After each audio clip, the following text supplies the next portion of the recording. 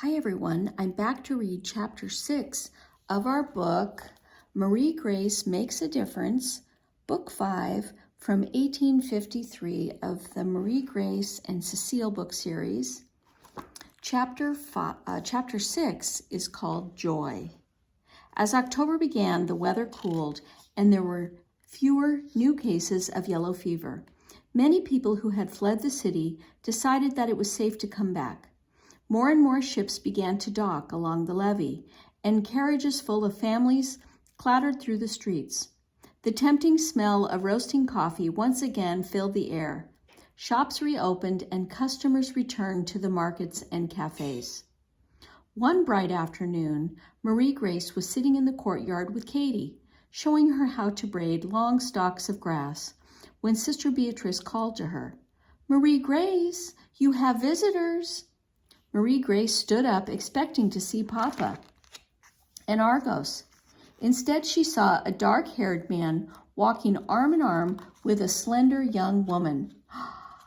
It took Marie Grace a moment to recognize the woman. Then she raced across the dusty path into Mademoiselle Oceane's arms. After a flurry of kisses and hugs, Marie Grace learned that Mademoiselle Oceane had arrived back in New Orleans just an hour earlier. "We came to see you right away," Mademoiselle said. "We want to share our good news." "Good news?" echoed Marie Grace. She looked from Uncle Luke to Mademoiselle Oceane. Mademoiselle was thinner now, but her eyes were bright, and both she and Uncle Luke were glowing with happiness. Could it be, Marie Grace wondered? She felt her heart racing. "Yes," Uncle Luke exclaimed. He looked fondly at Mademoiselle Oceane. "We are to be married in 3 days, right here at the Holy Trinity Chapel." Marie Grace clapped her hands. "Oh, wait until I tell Cecile. We've both been hoping, but we didn't know it would be so soon." "Mademoiselle will be my aunt," Marie Grace thought happily. The sunshine seemed brighter than ever, and Marie Grace suddenly remembered all the plans that she and Cecile had made. Cecile said she could bring flowers to the wedding. "Her garden is full," she said, the words tumbling out in a rush. "And is there anything I could do?" You have already done so much for me, chérie," said Mademoiselle Oceane, her blue eyes shining. "I will never forget your kindness when I was sick. It made such a difference to know that you were there for me." She paused and then added, "But there is one favor I would like to ask of you." "I'll be happy to do anything, mademoiselle, anything at all," Marie Grace offered. I have often thought of the song you sang for me at the infirmary," Mademoiselle began hesitantly. "We'd like you to sing it at the wedding." "Tea, Marie?" Uncle Luke finished. "You want me to sing?" Marie Grace asked with surprise. She felt her stomach flip-flop with nervousness. She loved singing in Mademoiselle's studio, and she often sang at Holy Trinity. But singing with little children was very different from singing for grown-ups.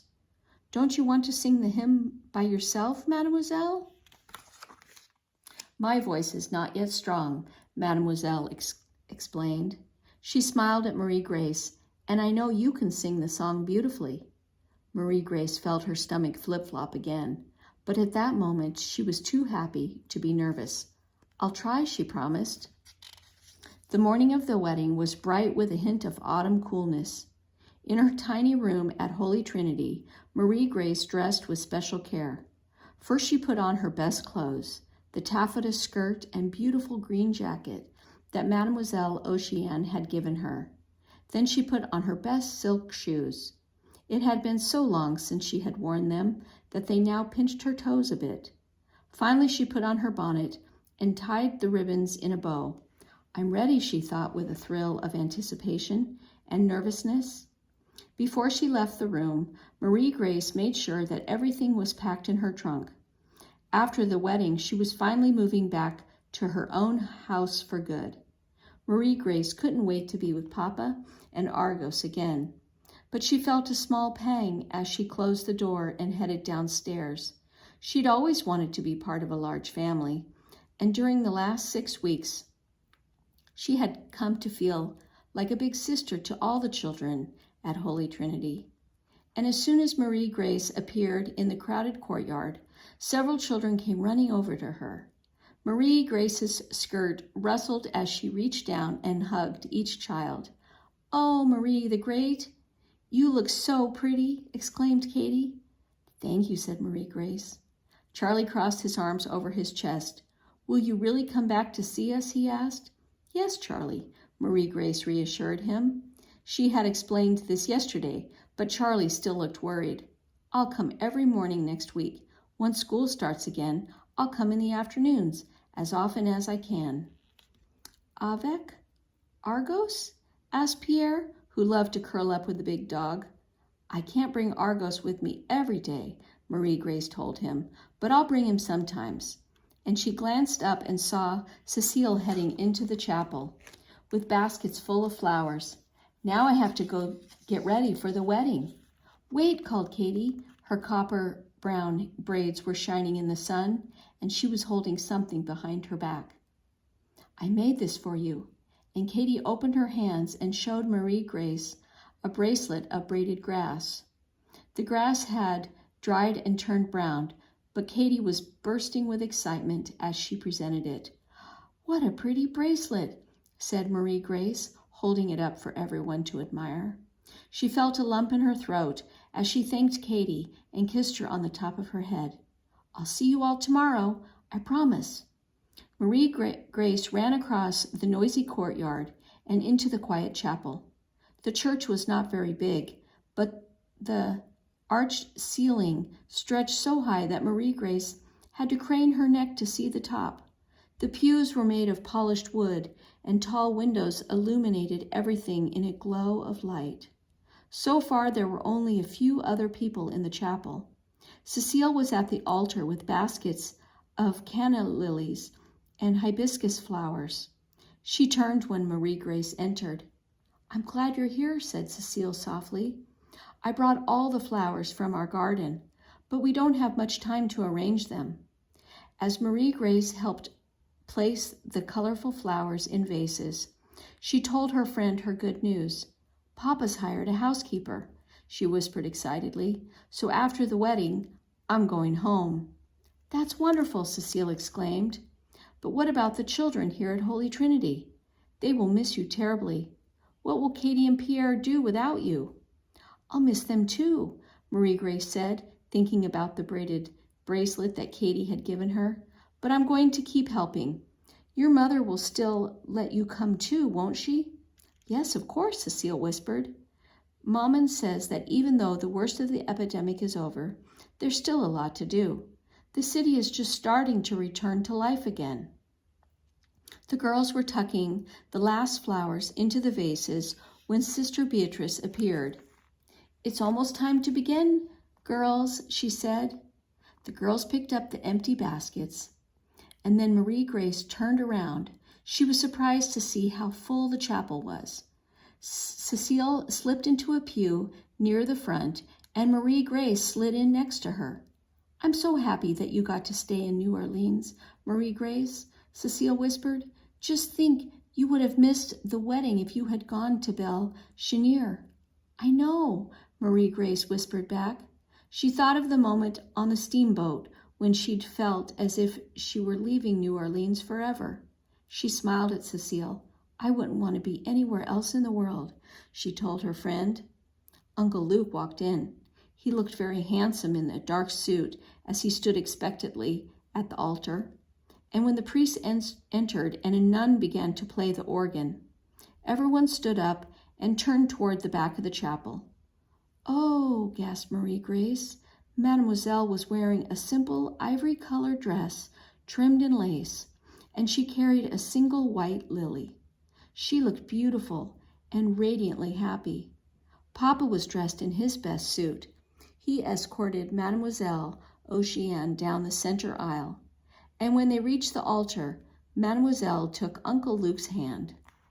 Papa joined Marie Grace as they sat down and whispered, "Here's your music in case you need it." He took 3 sheets of paper out of his jacket pocket, unfolded them, and set them on the pew next to Marie Grace. The song! In all the excitement, Marie Grace had almost forgotten that she was going to sing. Now she felt the familiar flutter of anxiety in her stomach. Don't think about it now, she told herself. Just think about the wedding. As the priest spoke in French, Marie Grace smiled to herself. She understood every word. Less than a year ago, French had been hard for her. Now it was easy. At last the priest said, "I pronounce you man and wife." Mademoiselle Oceane lifted her veil, and she and Uncle Luke kissed. Now she is truly my Aunt Oceane, Marie Grace thought, and she sighed with happiness. Marie Grace felt a nudge in her rib.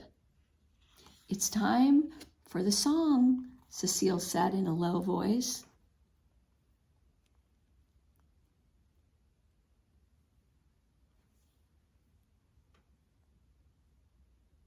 Uncle Luke and Aunt Oceane stepped to one side of the altar, and Aunt Oceane nodded to Marie Grace. Cecile gave Marie Grace's hand a quick squeeze of encouragement.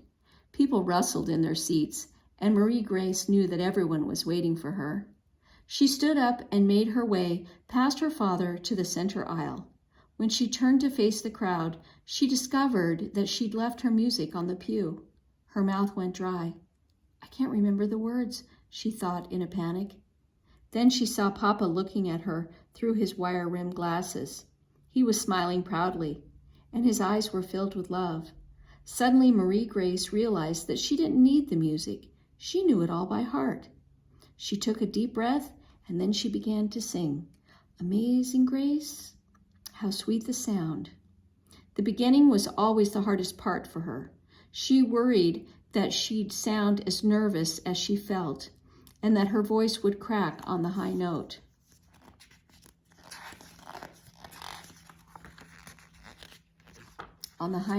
That she had practiced so many times.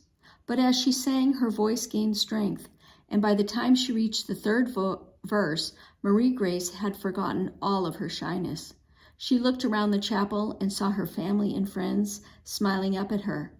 Marie Grace sang out as loudly and clear. "Through many dangers, toils, and snares, I have already come.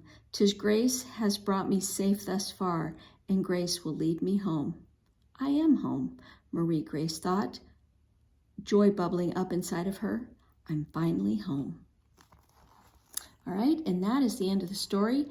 And next time I'll read Looking Back, Health and Medicine in America in 1853.